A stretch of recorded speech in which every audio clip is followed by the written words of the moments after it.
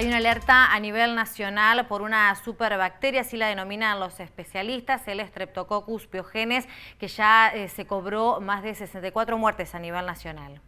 Es por eso que está en contacto con nosotros el doctor Martín Mailo, neumonólogo, que ha tenido la amabilidad de esperarnos durante este momento. Gracias, doctor, por este contacto con Veo Noticias. Hola, Buenas doctor. noches. Buenas noches, un placer estar con ustedes y no se molesten por la espera. Muchas gracias. Bueno, es Igualmente. recíproco. Doctor, en principio, este Streptococcus pyogenes, uno cuando lo ve así, más allá del nombre difícil, dice, pero este ya me parece, o me parece esta bacteria, una vieja conocida, porque el año pasado habíamos hablado y de algún lado ya la conocíamos. ¿De qué estamos hablando, doctor? ¿Estamos en presencia de qué?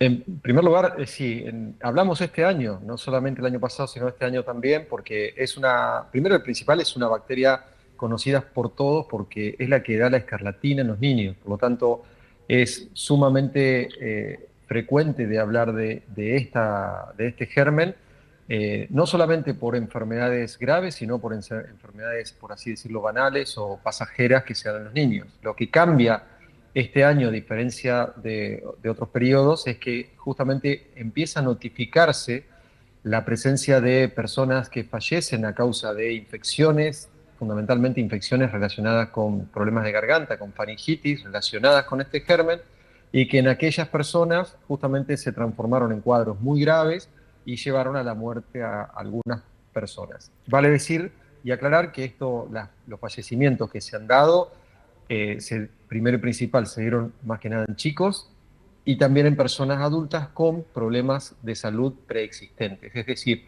tener una condición de salud o un problema de salud que favorezca las infecciones puede favorecer justamente que una enfermedad pasajera, fácil de resolver, porque la gente no debe asustarse, esto se puede tratar muy fácilmente y no llegar a estos cuadros tan graves, justamente en algunas personas en particular pase a ser un problema más serio y pueda poner en condición grave a la persona y luego inclusive, si se dan ciertas condiciones, llevarlas a la muerte. Pero es conocida, es fácil de tratar, responde muy bien a los antibióticos comunes, como aquellos derivados de la penicilina e inclusive la misma penicilina, pero el punto más importante es el diagnóstico precoz, no automedicarse y justamente ser visto por un médico para que le indique los tratamientos oportunos.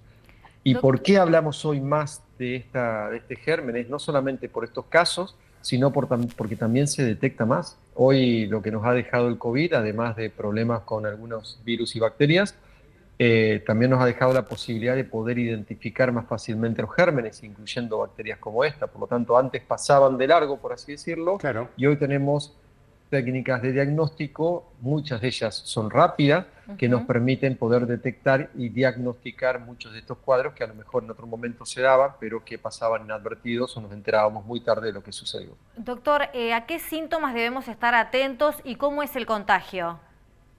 Eh, el cuadro clínico es el característico de una angina, de aquel que tiene una faringitis, donde Angina. habitualmente se relaciona con el dolor de garganta, con Bien. la fiebre que Ujú. tiende a ser fiebre alta y que en este caso, digamos, debería ser visto por un médico.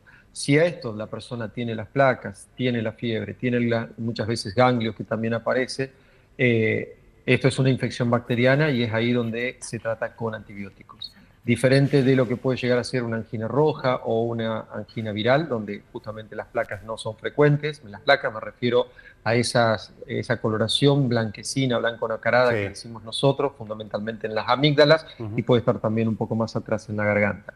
Por eso es importante, si tenemos un chico con fiebre, con dolor de garganta o si no se queja, pero tiene fiebre, por supuesto el médico, el pediatra en ese caso, revisar la garganta para ver si existe esto. Si existen placas, lo ideal es confirmar con el hisopado, o bien hay test rápidos también que se pueden hacer y eventualmente iniciar tratamiento. Pero lo importante acá no es automedicarse, porque las personas cuando tienen dolor de garganta, muchos Sí. de ellos comienzan a tomar antibióticos, lo hacen eligiendo mal los antibióticos, tomándolo por los periodos de tiempo que no son los adecuados. Eso hace que la bacteria pueda pasar esa etapa y transformarse en una forma invasiva, que es la Ujú. que luego es muy agresiva y puede traer problemas muy graves.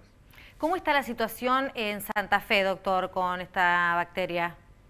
Tuvimos un pico en mayo, junio de este año, que fue donde se detectaron y hubo un par de casos mortales, pero en este momento es lo habitual. Lo que sucede es que existen zonas del país que van, por así decirlo, incrementando los casos, y es por eso que por ahí ha dado en Santiago del Estero, en Salta, en esta etapa, en estos últimos meses, y por eso es que han incrementado el número. Si tomamos todo el año, encontramos 65 personas fallecidas por esto.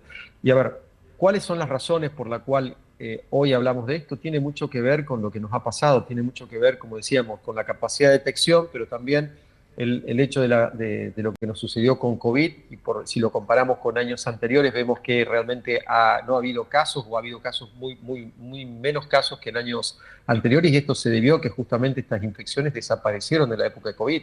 No existían, la protección con el uso de barbijo, el cuidado, justamente nos protegió de otros gérmenes. Por eso es que las estadísticas que vemos, si los comparamos con años anteriores, parecería que se incrementó 100, 200, 300% comparado con años anteriores. Pero claro, en años anteriores no hubo. Por eso también existe este impacto que tienen los números, que está bien para que como sociedad nos cuidemos, pero no para que nos alarmemos y nos asustemos por esto. Por eso, existen. Existió antes. Es una enfermedad común. Se transmite de una manera no tan fácil como para que se contagie, digamos. El contagio habitualmente es por el contacto, muchas veces por el mate, por compartir objetos dentro de la boca, o claro, porque una persona tosa o realmente estornude muy cerca de otro. No es como el COVID, que se contagiaba mucho más, de manera muy agresiva, muy virulenta, sino que aquí la capacidad de infección es baja si nos ponemos a pensar, salvo que compartamos objetos. Entonces, bien, es fácil de prevenir, es simple de tratar, por supuesto, y hay que hacer las cosas de la manera ordenada. Ir a tiempo al médico, no automedicarse, no enmascarar los cuadros. Por ejemplo, por ahí la gente empieza a tomar ibuprofeno, paracetamol, para tratar de que no exista la fiebre, y está bien, pero si la fiebre persiste, no demorarse, ¿no? Y si continúa 2 o 3 días, por favor, ir al médico. Bien. Doctor Martín Maglio, ha sido usted muy amable y esclarecedor, por sobre todas las cosas, con esta primera aproximación que tenemos al tema en esta temporada. Muchas gracias. Gracias, doctor. A ustedes un gran saludo.